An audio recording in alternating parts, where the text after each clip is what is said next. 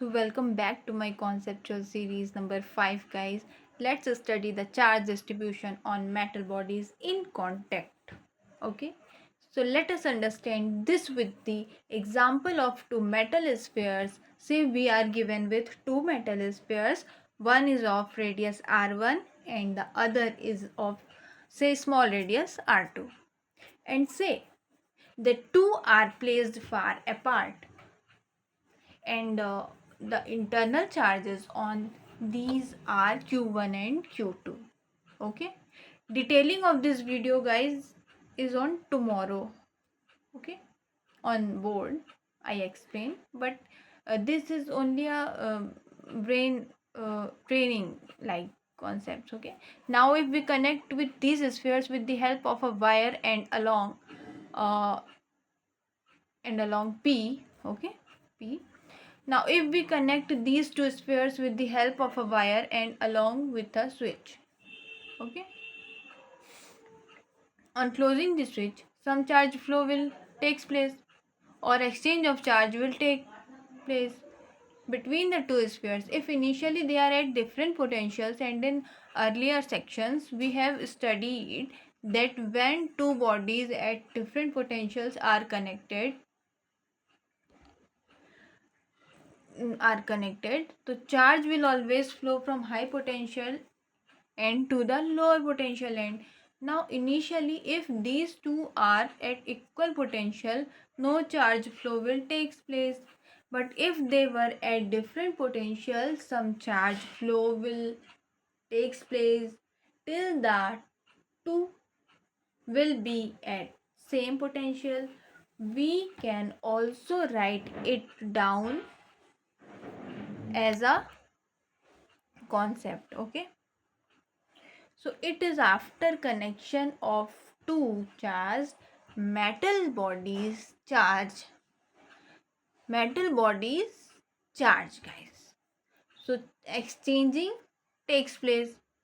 Okay, takes place till both will be at same potential.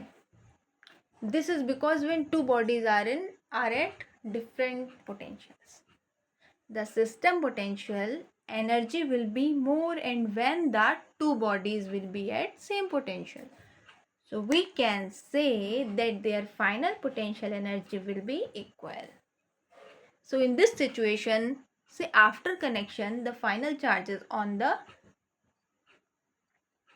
point P. Okay, so in this situation we say after connection the final charges on the spheres will be q1 and q2. Okay, then in this situation we can say the potential of spheres k q1 final by r1 must be equal to k q2 final by r2. So here we can say that if sigma 1 and sigma 2 will be the final surface density of charge, or the surface charge densities on spheres, this implies we can write P on spheres. This implies we can write Q1 final will be sigma 1 multiplied by the area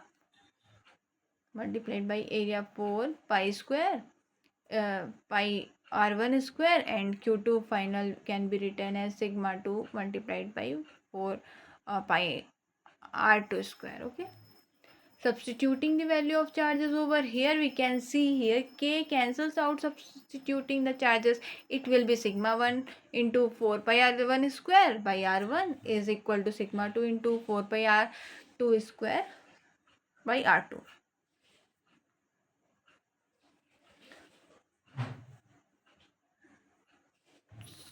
So they will here cancel out, and here we are getting sigma 1 r1 is equal to sigma 2 r2. It means here we can see that the product of surface charge density and the radius remains constant, or we can write the surface charge density is inversely proportional to the radius of curvature of the surface, which are at same potential. So always remember that the surface charge density on the metal surface will always be inversely proportional to the radius of curvature. If these are at same potential, this result will be used. Always whenever there are same potential surfaces for same potential surfaces, this curvature of the surface P metal surface will always be inversely proportional to their radius of curvature. So if these are at same potential, this result will be used always whenever there are some potential surfaces.